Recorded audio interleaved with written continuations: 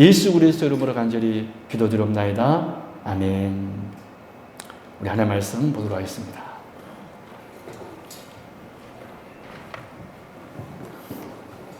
오늘 하나님의 말씀은 열왕기상 19장 우리 1절에서 16절 말씀 보도록 하겠습니다. 열왕기상 19장 1절에서 16절 말씀.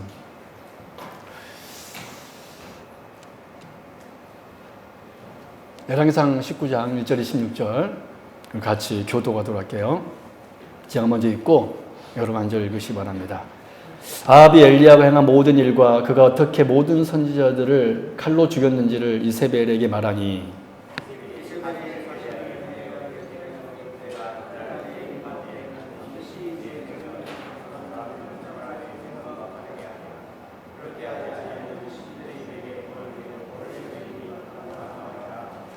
그가 이 형편을 보고 일어나 자기의 생명을 위해 도망하여 유다에 속한 브엘세바에 이르러 자기의 사환을 그곳에 머물게 하고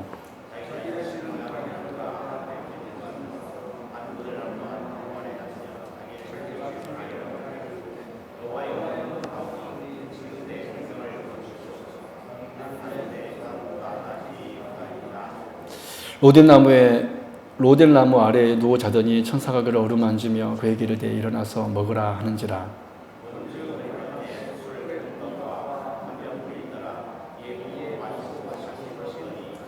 여호와의 천사가 또다시 와서 어루만지며 이르되 일어나 먹으라. 내가 갈 길을 다 가지 못할까 하노라 하는지라.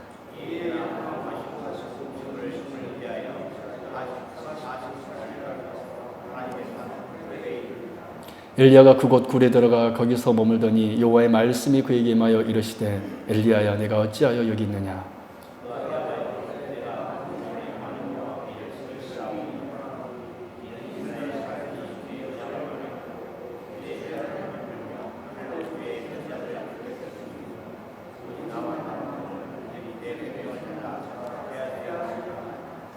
여호와께서 이르시되 너는 나가서 여호와 앞에서 산에 서라 하시더니 여호와께서 지나가시는데 여호와 앞에 크고 강한 바람이 산을 가르고 바위를 부수나 바람 가운데 여호와께서 계시지 아니하며 바람 후에 지진이 있으나 지진 가운데서도 여호와께서 계시지 아니하며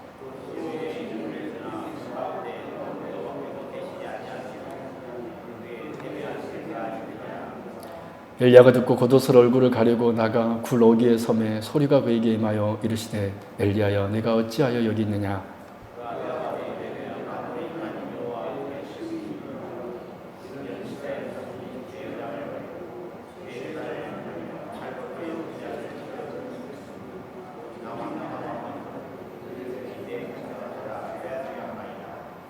여호와께서 그에게 이르시되 너는 내 길을 돌이켜 광야를 통하여 다메섹에 가서 이르거든 하사엘에게 기름을 부어 아람의 왕이 되게 하고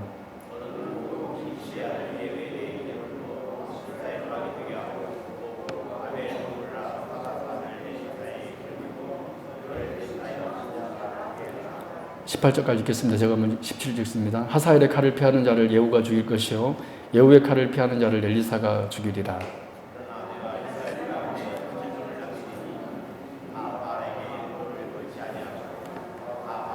입맞추지 아니한 자니라. 아멘.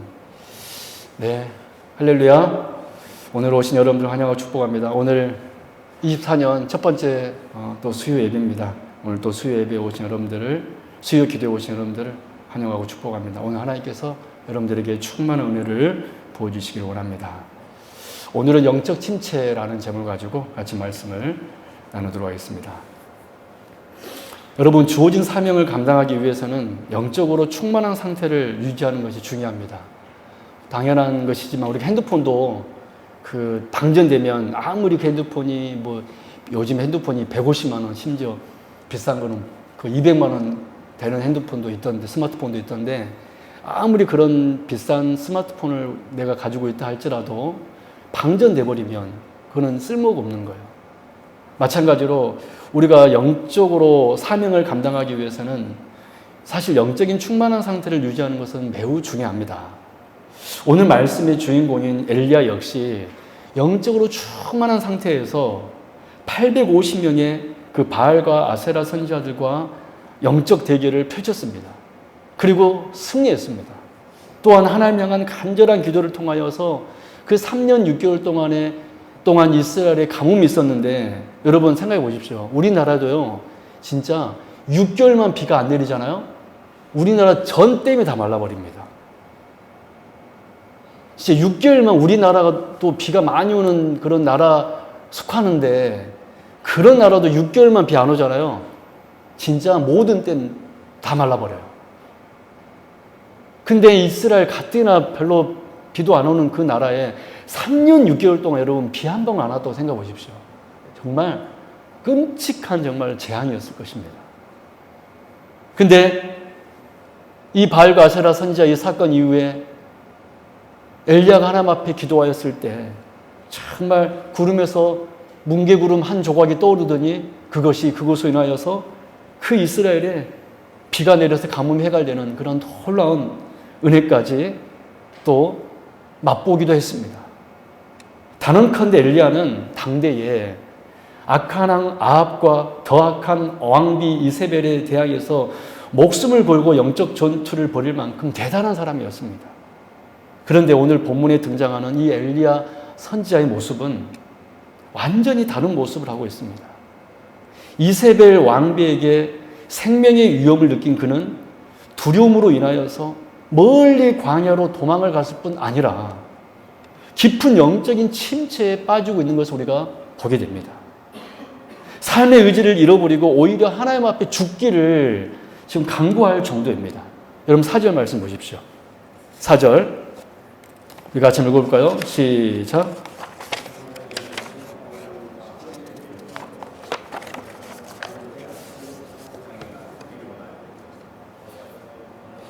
사절 다시 한번 볼까요? 시작.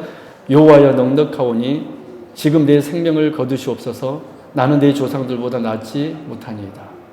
여러분 이 모습이 여러분 과연 우리가 아는 그 엘리야 선지자의 모습입니까? 우리가 지난 주일날 오전 예배 때 열왕기상 18장 말씀을 통하여서 그 엘리야의 그 영적인 모습을 보았잖아요. 근데 지금 한 장 뒤에 지금 엘리야 이 모습 여러분 이해가 되십니까? 여호와여 넉넉하오니 지금 내 생명을 거두시옵소서. 나는 내 조상들보다 낫지 못하니이다. 여러분 영적 침체에 빠진 엘리야의 이 사건은, 이 이야기는 오늘을 사는 우리 신앙인들에게 어떤 의미에서 볼 때는 위로가 됩니다. 그 위대한 선지자 엘리야도 이렇게 영적 침체에 빠졌다라면 우리와 같은 정말로 사람들이 신앙생활을 할 때 영적 침체를 겪는 것이 결코 특별한 일이 아니기 때문에 그렇습니다. 하나님께서 우리를 영적 침체에 빠지게 하는 것은 아니겠지만 우리는 언제든지 영적 침체에 빠질 수 있는 그런 연약한 존재입니다. 여러분 엘리야 보십시오. 18장에서 이 엄청난 하늘에서 불이 내려오게 하는 이 엄청난 선지자였는데 이 19장 바로 한 장 그 다음에 이 엘리야의 모습은 정말 우리가 상상할 수도 없는 그런 연약한 엘리야의 모습입니다. 여러분 목회자로서 저도 지내오면서 깨달은 것이 하나 있습니다. 그래서 뭐냐면 영적 침체는요 세상 사람들에게는 찾아온 것이 아니라는 거예요. 세상 사람들은 슬럼프라고 이야기합니다. 그러나 우리 기독교인들에게는, 우리 신앙인들에게는 슬럼프가 아니라 무엇이냐면 뭐죠? 영적 침체예요. 그래서 영적 침체는 오히려 내가 신앙생활을 하고 있기 때문에 오는 것이 사실은 영적 침체입니다. 이게 뭐 귀한 일은 아니지만은 우리가 영적 침체 올 때 그래도 한 가지 희망이 있다라는 것은 내가 신앙인이구나. 영적 침체가 온다고 해서 교회 떠나버리고 그냥 신앙생활 안 해버리면 이거는 정말 복잡한 일이겠지만 우리는 그러지 않잖아요. 여러분 영적 침체는 어떤 의미에서 볼 때 교회 이곳저곳에서 최선을 다해 사역하던 신실한 그리스도인들에게 찾아오는 예기치 않는 그런 손님입니다. 그래서 중요한 것은요 우리가 영적 침체를 겪을 때 그 침체의 늪에서 속히 빠져나와야 한다는 거예요. 다른 말로 하면 하나님과 새로운 관계를 맺을 수 있는 기회를 가져야 한다는 것입니다. 우리가 하나님께서 우리에게 2024년도를 허락해 주셨습니다. 여러분 그러나 2024년 우리가 기대함으로 우리가 맞이했지만 우리가 1년을 또 살면서 우리에게 어떤 일이 있을지 아무도 모르잖아요. 또 어떤 성도님들은 또 영적인 침체에 빠지는 성도들도 있을 수 있습니다. 그러나 그때 저는 우리 성도님들이 그 침체에 허우적대는 성도가 아니라 오히려 그 침체에서 일어나 주님께로 나아가는 내 직분이 무엇인가, 내 사명이 무엇인가를 발견하여서 다시 한번 바라보아서 사명 감당하여 하나님 앞에 영광 올려드리는 저와 여러분들이 있기를 주님의 이름으로 축원합니다. 여러분, 그렇다면 우리가 영적 침체에 빠졌을 때 나올 수 있는 그러한 방법이 무엇일까요? 오늘 본문은 크게 두 가지로 우리에게 설명합니다. 첫 번째로는 우리가 영적 침체에 빠졌을 때 우리가 그 침체에서 일어날 수 있는 첫 번째 길은 뭐냐면, 한번 따라 볼까요? 감정보다 사실에 주목하십시다. 여러분, 우리가 영적 침체에 빠졌을 때 첫 번째로 중요한 게 뭐냐면 내 지금 감정보다 사실에 주목하라는 거예요. 여러분, 영적 침체에 온 엘리야 선지자가 하나님께 이렇게 하소연합니다. 우리 10절 말씀 보겠습니다. 시작. 내가 만군의 하나님 여호와께 열심히 유별하오니 이는 이스라엘 자손이 주의 언약을 버리고 주의 제단을 헐며 칼로 주의 선지자들을 죽였음이 오며 오직 나만 남았거늘 그들이 내 생명을 찾아 빼앗으려 하나이다. 여러분, 지금 이때 엘리야의 이 감정은요, 자신이 실패자라고 느끼는 것이었습니다. 여러분, 여기서 주목할 것은요, 주관적 감정이라는 거예요. 무슨 말씀입니까? 지금 엘리야는 자신이 850명의 그 바알과 아세라 선지자의 싸움에서 승리했다라는 이 사실보다 오히려 이세벨 왕후가 회개치 아니하고 오히려 자신의 생명을 노리려 한다는 이것 때문에 자신도 모르게 실패했다라고 지금 느끼고 있는 것입니다. 여러분, 엘리야가 열왕기상 18장에서 실패했습니까? 승리했습니까? 실패했습니까? 졌습니까? 완벽한 승리를 거두었습니다. 하나님을 의지함으로 그는 완벽한 승리를 거두었는데 이 이세벨의 말 한마디로 자기가 마치 실패자인 것처럼 생각하고서는 하나님 앞에 뭐라고 얘기합니까? 오직 나만 남았거늘 그들이 내 생명을 찾아 빼앗으려 하나이다. 루저가 되어버린 거예요. 한순간에. 여러분, 우리도 살다 보면 이렇게 대부분 주변의 사람들에게 들려오는 말 때문에 실패감에 빠질 때가 있습니다. 당신 이렇다네, 저렇다네. 우리는 보통 그 한 사람의 말에 감정의 지배를 받아 쉽게 낙심하게 됩니다. 그런데 사실 생각해 보면요, 모든 사람이 다 그렇게 생각할까요? 그렇지 않습니다. 정말로 그 한 사람의 말대로 우리는 정말 아무것도 아닌 존재일까요? 그런데 우리는 보통 그 한 사람의 말로 인하여서 감정이 흔들려 낙심해 버립니다. 오늘 본문의 엘리야가 그랬습니다. 엘리야는 지금 얼마 전에 그렇게 승리했던 엘리야는 한 여자의 말 때문에 완전히 낙심을 오렸습니다. 여러분, 2절 말씀 보십시오. 다시 읽어볼까요? 시작. 이세벨이 사신을 엘리야에게 보내어 이르되 내가 내일 이맘때에는 반드시 내 생명을 저 사람들 중 한 사람의 생명과 같게 하리라. 그렇게 하지 아니하면 신들이 내게 벌 위에 벌을 내림이 마땅하니라 한지라. 여러분, 솔직히 한번 잘 봐보실래요? 진짜 이 이세벨 왕후가 엘리야를 죽일 마음이 힘이 있었다면, 마음은 넘쳐나겠죠. 힘이 있었다면 사신 보냈겠어요? 이거는요, 나 사실 힘이 없어. 그냥 폰만 잡고 있는 것 뿐입니다. 정말로 이 여자가 엘리야를 죽일 힘이 있었다면 자객을 보냈을 것입니다. 사신이 아니라. 근데 이 엘리야는 지금 자객도 아니라 이 사신의 말을 듣고 어떻게 했습니까?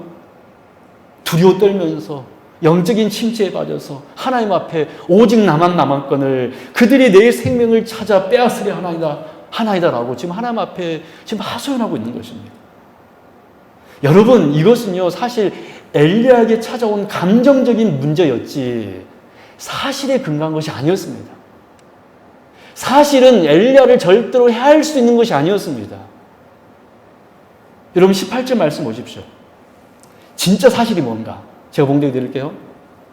하나님께서 엘리야에게 이렇게 말씀하십니다. 그러나 내가 이스라엘 가운데 7,000명을 남기리니 다 바알에게 무릎을 꿇지 아니하고 다 바알에게 입맞추지 아니한 자니라. 무슨 말씀입니까? 진짜 사실은 엘리야가 혼자 남은 게 아니라 몇 명이나 더 있었어요? 7,000명이나 있었습니다. 이게 사실입니다. 그 엘리야가 바알과 아스라를 이긴 그 장면을 보고 회개한 몇 명이 있었어요? 7,000명이 있었다라는 거예요. 그런데 엘리야가 왜 이렇게 되었습니까? 감정의 한 사람의 그 여자 한 사람의 말 때문에 감정이 흔들려 버리자 이 사실을 왜곡해 버리는 거예요. 한 사람 말에 흔들려 버리자 진짜 사실을 놓치고 있었던 것입니다. 나는 승리자인데 그 승리자라는 사실을 놓쳐버린 거예요.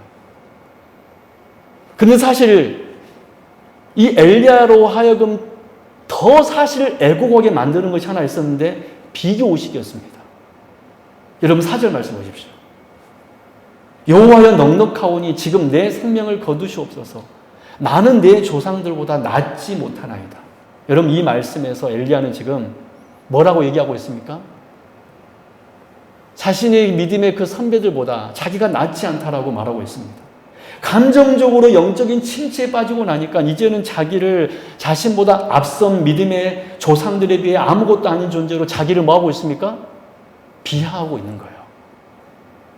사랑하는 여러분, 이처럼 사실보다 감정에 치우치다 보면 사실을 왜곡하여 보게 됩니다. 내가 승리자라는 것을 잊어버리는 거예요. 또 자기 비하에 빠져버리게 됩니다. 나는 저 사람보다 별로야. 나는 아무것도 아닌 존재야. 여러분, 겸손과 비하는 다른 거예요. 여러분, 그래서 우리가 더 그렇게 되면 영적인 침체에 빠지게 되죠. 그러므로 우리가 진짜 봐야 되는 것은 여러분, 사실이지 감정이 아닌 줄로 믿습니다. 여러분, 우리가 올 한 해 살면서 수많은 말들이 우리에게 들려올 거예요. 여러분 그 말에 우리 너무 집중하지 마시고 흔들리지 맙시다. 모든 사람이 여러분 다 우리를 싫어하는 거 아니에요. 모든 사람이 다 그렇게 생각하는 것이 아닙니다. 오히려 여러분 우리 주변 한번 돌아보십시오. 여러분을 사랑하고 아껴주는 성도님들이 또 여러분을 위하여 서로 기도하는 성도님들이 이렇게 많이 있습니다. 할렐루야. 제가 우리 세움교회 사역하면서 하나님 앞에 오래 받은 은혜가 있습니다. 하나님께서 저에게 이렇게 귀하신 분들을 많이 주셨다라는 것입니다. 할렐루야. 여러분 우리가 살면서 침체에 빠질 때가 있습니다. 세상의 어떤 말로 인하여서 또 직장에서 또 사업장에서 내가 어디에서 여러분 그러나 그 한 사람의 말에 여러분 중요하지 마시고 우리가 주 예수 그리스도 안에서 승리한 승리자임을 우리가 주목하십시다. 그리고 우리 주변은 이렇게 예배에 나와 같이 예배하고 찬양하고 기도하는 주의 백성들이 있음을 여러분 기억하십시다. 그리고 또한 우리 하나님께서 지금도 여전히 여러분 로마서 말씀 보십시오. 탄식함으로 기도하신다고 그랬습니다. 믿으십니까? 그러니 우리가 여러분 두려워할 필요가 없는 거예요. 여러분 한 사람의 말에 상처받지 말고 오히려 우리를 사랑하는 많은 사람들이 있고 더더욱 하나님께서는 우리를 향한 선한 계획과 우리를 향하여서 정말 탄식함으로 기도하고 있음을 여러분 믿으시고 우리가 정말로 올 한 해 살면서 우리가 침체에 빠질 수도 있습니다. 연약하기 때문에 심지어 엘리야도 빠지잖아요. 그렇다고 해서 여러분 엘리야도 빠졌으니까 나도 빠지자 이렇게는 하지 마시고 이렇게는 하지 마시고 혹 정말로 오늘 내가 빠졌다라면 따라합니다. 감정보다 지금 내가 느낀 이 감정보다 사실에 주목하십시다. 어떤 사실입니까? 우리는 사랑받기에 맨날 그 찬송하잖아요. 당신은 사랑받기 태어난 사람. 여러분 우리가 그런 사람이면 여러분 기억하시고 그런 사람이면 기억하시고 감정에 여러분 흔들리지 말고 하나님께서 나를 사랑한다는 그 사실 지금도 이렇게 나와 함께 신앙생활하고 있는 성도님들이 계시다는 이 사실에 여러분 주목하시기 바랍니다. 그래서 우리 성도님께 제가 부탁드릴게요. 여러분이 다른 사람을 실족해 하는 그 한 사람은 되지 마십시오. 오히려 세워드리고, 오히려 귀하게 여겨주시고, 오히려 힘들고 하고 있으면 우리가 손잡아 줄 수 있는 그런 정말 힘내라고, 내가 같이 기도하겠다라고 서로 우리가 기도하며 그렇게 우리가 사역 감당하는 저와 여러분 될 수 있기를 바랍니다. 바알에게 무릎 꿇지 않는 7,000명이 있음을 여러분 믿으시기 바랍니다. 할렐루야? 여러분, 우리 한국교회가 다 망한 것 같죠? 아니요, 그렇지 않아요. 다만 우리가 그렇게 감정적으로 느낄 뿐입니다. 여러분, 온 세계가 다 망할 것 같죠? 여러분, 바알에게 무릎 꿇지 않는 주의 백성들이 있는 줄로 믿습니다. 저는 그 성도들이 여러분들이 될 수 있기를 바랍니다. 할렐루야? 두 번째, 영적 침체에 우리가 빠졌을 때 이기는 두 번째 길입니다. 그것은 바로 하나님의 세미한 음성에 귀 기울이는 것입니다. 하나님의 세미한 음성에 귀 기울인 것입니다. 여러분, 지금 영적 침체에 빠져있는 엘리야를 얼마나 하나님께서요 부드럽게 다루신지 한번 보십시오. 5절부터 8절 말씀입니다. 제가 먼저 해드릴게요. 로뎀 나무 아래에 누워 자더니 천사가 그를 어루만지며 그에게 이르되 일어나서 먹으라 하는지라. 본즉 머리맡에 숯불에 구운 떡과 한 병 물이 있더라. 이에 먹고 마시고 다시 누웠더니 여호와의 천사가 또다시 와서 어루만지며 이르되 일어나 먹으라. 내가 갈 길을 다 가지 못할까 하노라 하는지라. 이에 일어나 먹고 마시고 그 음식물의 힘을 의지하여 40주 40야를 가서 하나님의 산 호렙에 이르니라. 여러분, 하나님께서는요 엘리야를 야단치지 않았습니다. 지금 영적 침체에 빠져 있는, 지금 도망하고 있어요, 여러분. 여러분, 상상이 되십니까? 그 위대한 선지자 엘리야가, 여러분, 예수님께서 변화산에서 그 세 제자들을 데리고 올라가셨을 때, 여러분, 변화산에서 예수님과 함께 제자들이 누구의 모습을 보았습니까? 모세와 엘리야. 여러분, 이분이 바로 엘리야예요. 근데 지금 엘리야 지금 뭐 하고 있습니까? 한 여자 때문에 도망하고 있습니다. 근데 그런 엘리야를 향하여서 우리 하나님이요 야단치지 않았습니다. 오히려 어떻게 하고 있습니까? 그를 무시하거나 또 정죄하지도 않으셨습니다. 오히려 그에게 단 음식을 준비하여 주시고 먹으라 하셨습니다. 다가와 어루만지며 그 정말 지쳐 쓰러져 있는 엘리야를 어루만지며 피곤한 그의 육체에 힘을 주셨습니다. 여러분, 사실 육체가 흔들리면요 영혼까지 흔들린 경우가 많이 있습니다. 그래서 저는 우리 성도님들이 정말 참으로 육체적으로도 강건했으면 좋겠어요. 왜냐하면 사람이 육체적으로 연약해지잖아요. 그러면 그 영혼까지도 연약해지는 경우가 많이 있습니다. 그래서 여러분, 사도 요한도, 그 사도 바울도 가요 장로님을 너무나 귀하게 여겼는데 사도 요한도 이 가요를 향하여서는 뭐라고 기도했습니까? 우리가 잘 아는 말씀 있잖아요. 사랑하는 자여, 내 영혼이 잘된 같이 네가 뭐가 잘되고? 뭐가 잘되고? 범사가 잘되고 또 어떻게 되기를 간구하노라? 강건하기를 내가 강구하노라. 가요야, 너의 영혼이 잘된 같이 네가 범사에 잘되고 강건하기를 내가 강구하노라 라고 기도했습니다. 아마도 이때 가요 장로가 육체적으로 연약함이 있었던 것 같아요. 그랬으니까 사도 요한이 그렇게 강구했던 거 아니었을까요? 확실한 건 저는 모르겠지만 아무튼 저는 이 사도 요한의 이 기도대로 저는 우리 성도님들이 영혼이 잘된 같이 범사도 잘되고 강건케 되기를 주님의 이름으로 축원합니다. 올 한 해 정말로 영혼이 잘된 같이, 여러분 적어도 지옥 가는 사람들 아니잖아요. 여기 지옥 가는 분 계십니까? 영혼이 잘된 같이 범사가 잘되고 저는 강건했으면 좋겠습니다. 그러므로 여러분, 우리 세움교 성도 여러분, 혹시 우리 주변에 내 옆에 있는 성도가 혹시 영적인 침체에 빠져 있는 성도가 있다면, 혹시 우리가 신앙생활 하면서, 오래 신앙생활 하면서 또 그런 성도가 생긴다면, 우리 서로 힘이 되어 줍시다. 할렐루야. 밥도 사주고, 할렐루야. 왜 갑자기 아멘이 줄어듭니까? 밥도 사주고, 예수님도 하나님도 그랬잖아요. 엘리야가 힘들어하니까 지금 뭐를 줬습니까? 음식을 줬습니다. 밥도 사주고, 커피도 사주고, 따뜻하게 다가가서 위로도 해주고. 여러분, 우리 항상 좋은 말만 해줍시다. 서로. 위로해주고, 격려해주고, 우리가 주 안에서 형제임으로. 그렇게 여러분, 내 옆에 성도님들, 우리가 살핍시다. 같이 일어서서 우리가 나갑시다. 그래야지만이 하나님께서 우리에게 맡겨준 사명 오래 감당할 수 있을 거 아닙니까?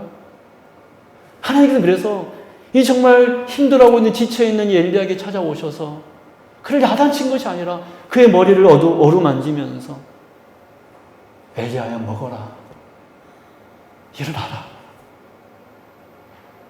참 우리 하나님 너무 좋으신 분 아니십니까? 저는 우리 하나님께서 여러분의 머리를 어루만지면서 먹어라, 일어나라, 힘내라 말씀하여 줄 줄로 믿습니다. 그러면서 우리 하나님께서 이제 본격적으로 엘리야의 영적을 회복해 주셨는데 세미한 음성으로 다가주셨습니다. 우리 11절, 13절 같이 읽습니다. 시작. 여호와께서 이르시되 너는 나가서 여호와 앞에 산에 서라 하시더니 여호와께서 지나가시는데 여호와 앞에 크고 강한 바람이 산을 가르고 바위를 부수나 바람 가운데 여호와께서 계시지 아니하며 바람 후에 지진이 있으나 지진 가운데에도 여호와께서 계시지 아니하며 또 지진 후에 불이 있으나 불 가운데에도 여호와께서 계시지 아니하더니 불 후에 세미한 소리가 있는지라. 엘리야가 듣고 겉옷으로 얼굴을 가리고 나가 그 굴 어기의 섬에 소리가 그에게 임하여 이르시되 엘리야여 내가 어찌하여 여기 있느냐. 아멘. 여러분, 많은 그리스도인들은 신앙생활하면서 오늘 말씀에 나오는 크고 강한 바람이 산을 가리고 바위를 부수는 큰 정말 이런 엄청난 역사가 나타나기를 원합니다. 그러나 여러분, 엘리야를 향한 하나님의 방법은 그렇지 않았습니다. 오히려 하나님께서는 그 크고 강하고 바람, 지진, 불 여기에 역사하지 않으셨습니다. 계시지 않으셨습니다. 하나님께서는 바람이나 지금 불 가운데 임하지 않으시고 오히려 세미한 소리 가운데 임하셨습니다. 또 지진 후에 불이 있으나 불 가운데에도 여호와께서 계시지 아니하더니 불 후에 세미한 소리가 있는지라. 엘리야야 네가 어찌하여 여기 있느냐. 하나님께서는 영적으로 지쳐있는 엘리야에게 오셔서 그의 이름을 불러주셨습니다. 엘리야야, 엘리야야. 저는 오늘 이 밤 우리 하나님께서 여러분들의 이름을 이 시간 불러주신 줄로 믿습니다. 엘리야야, 엘리야야. 또 하나님께서 사명도 그에게 주셨다는 것을 우리가 알 수 있습니다. 그리고 결국 엘리야는 어떻게 합니까? 하나님의 세미한 음성 가운데 하나님을 만남으로 사명을 감당하여 결국엔 불말과 불병거를 타고 하늘에 오르는, 승천하는, 정말로 죽지 않고 천국에 들어가는 영광을 엘리야가 얻게 되었다는 사실입니다. 할렐루야. 사랑하는 여러분, 하나님께서 여러분들에게 어떻게 임재하시길 원하십니까? 여러분, 구약시대와는 달리 이 시대에는 하나님께서 제가 저번에 오후 예배 때 설교했던 것처럼 특별히 설교라는 방식을 통하여서 우리에게 임재하신다고 그랬습니다. 믿으십니까? 이 과거에는 정말 스펙타클하게, 다이나믹하게, 정말로 불기둥, 구름기둥 같은 역사도 있었지만 이 시대는 하나님께서는 이제 모든 계시가 완성되기 때문에 설교라는 방식을 통하여서 하나님께서 임재하십니다. 그렇게 우리는 바람과 지진과 불 같은 크고 놀라운 이적에서 눈을 돌려 하나님의 그 세미한 음성에 귀를 기울여야 됩니다. 그럴 때 결국 우리는 영적인 침체의 늪에서 빠져나올 수가 있는 거예요. 그러므로 여러분 가장 복 있는 사람들은 어떤 사람입니까? 설교를 통하여서 하나님을 만나는 것입니다. 설교를 통하여서 하나님의 음성이라고 믿는 것입니다. 설교를 통하여서 하나님의 임재를 경험하는 것입니다. 저는 올 한 해 우리 성도님들 이 강단에 선포된 이 말씀이 이 설교를 통하여서 하나님께서 임재하심을 믿으십시오. 믿으십시오.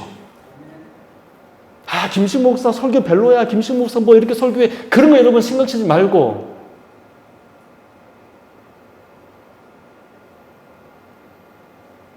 설교라는 방식을 통해서 하나님께서 임재하시는 것을 믿으십시오. 믿으면 하나님 만날 것입니다. 믿으면 여러분 하나님을 만나게 되는 거예요. 그 하나님의 세미한 음성을 믿고 한번 따라올까요? 믿는 자에게는 능치 못할 일이 없느니라. 왜 우리에게 역사가 안 일어날까요? 왜 우리는 영적인 침체에 빠질까요? 딱 한 가지입니다. 믿지 못하기 때문에 그래요. 하나님께서 임재하셨는데 믿지 못하기 때문에 그렇습니다. 여러분 그거 아십니까? 하나님이 육신을 입어서 이 땅에 오셨는데도요, 믿지 않은 이들이 있었습니다. 놀랍지 않나요? 여러분 그거보다 더 엄청난 설교가 어디 있습니까? 심지어 예수님이 설교했음에도 불구하고 믿지 않는 이들이 있었다니까요, 여러분. 스데반이 설교했음에도 불구하고 돌을 들었습니다. 여러분 누가 설교하냐가 중요한 게 아니에요. 이 강단에서 하나님 복음이 선포된다라면, 이단 사설이 아니라 하나님의 말씀이 선포된다라면 그것이 하나님의 임재임을 믿는 겁니다. 그리고 듣는 것입니다. 여러분 사무엘이 어렸을 때 소리가 들리는 거예요. 사무엘아. 그 사무엘은요, 엘리 제사장이 부른 줄 알았어요. 그 엘리 제사장 방에 갑니다. 제사장님 저 부르셨어요? 아니 나도 안 불렀는데. 자라. 예. 또 누우려고 하니까 또 들립니다. 사무엘아. 또 갑니다. 엘리야가 가라. 내가 너 안 불렀다. 세 번째 부르는 거예요. 사무엘아. 또 이제 사무엘이 엘리 제사장 가는 거예요. 제사장님 저 부르셨어요? 그때 이 엘리 제사장이 안 거예요. 사무엘아. 하나님께서 너를 부르시는 것 같구나. 그러면 이렇게 말해라. 주의 종이 여기 있사오니 듣겠나이다. 여러분이 하나님의 종이라고 믿으십니까? 여러분이 하나님께 세우신 직사고 권사라고 여러분, 또 장로라고 여러분 확신하십니까? 확신하십니까? 여러분 우리 2024년도 신앙생활 뜨거워져야 되잖아요. 확신하십니까? 그렇다면 주의 음성에 아멘 하십시오. 그러면 살게 될 것입니다. 그러면 우리는 영적인 침체의 늪에서 빠져나올 수 있을 것이고, 혹 빠진다 하더라도 금방 나올 것입니다. 왜요? 매주일, 매 예비 때마다 하나님께서는 주의 종을 통하여서 당신의 말씀을 선포하실 것이기 때문에 그렇습니다. 믿으십니까? 저는 우리 성도님들이 이 믿음으로 엘리야에게 임한 그 세미한 음성으로 예배가 회복되고, 여러분 판단자 되지 마십시오. 판단자 되지 마시고 믿음으로 아멘 하면서 받아들이십시오. 그리고 그 말씀 앞에 순종하면 엘리야에게 하나님의 사명을 주신 것처럼 여러분들에게 또 다른 사명을 주시고, 엘리야에게 주었던 그 영광, 하늘에 오르는 그 영광, 여러분들도 누리게 될 것입니다. 그 영광을 누리며 사는 주의 거룩한 백성이 될 수 있기를 주님의 이름으로 축원합니다. 말씀드리도록 하겠습니다. 사랑 여러분, 어느 순간 2024년도가 왔습니다. 참 정말 세월이 왜 이렇게 빠른지 왔습니다. 올 한 해 우리 앞에 어떤 일이 펼쳐져 있지 우리는 모릅니다. 심지어 엘리야가 그랬던 것처럼 열심히 우리가 사역할지라도 영적 침체도 올 수도 있습니다.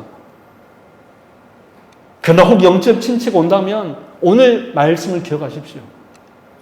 감정보다 하나님께서 우리를 향한 그 영원한 계획이 있다는 그 사실, 그리고 내 옆에는 여전히 나를 사랑하고 나를 기도하고 있는 많은 성도들이 있다는 이 사실을 기억하시고 여러분 우리 승리하십시다. 그 두 번째로 하나님의 세미한 음성에 기울이시기 바랍니다. 그래서 더 예배 사모하시고, 만약 내가 영적 침체에 빠졌다면 더 예배 자리에 나오시고, 더 말씀 듣기를 사모하시고, 더 많이 기도하고, 할렐루야. 더 많이 사역하고, 할렐루야. 더 많이 헌신하고, 할렐루야. 억지로라도 헌신하고 사역하고, 그렇게 나아올 때 어느 순간 우리는 그 침체의 늪에서 빠져나와 하나님의 영광스러운 자리에 참여하게 있게 될 줄로 믿습니다. 우리 성도 여러분, 우리 그런 2024년 되기를 진심으로 바랍니다. 2024년 이 새해 우리 하나님께서 여러분들에게 놀라운 복과 은혜를 준비하고 계신 줄로 믿습니다. 왜 그러냐면 우리 하나님은 여호와 일의 하나님이시기 때문에 그래요. 믿으십니까?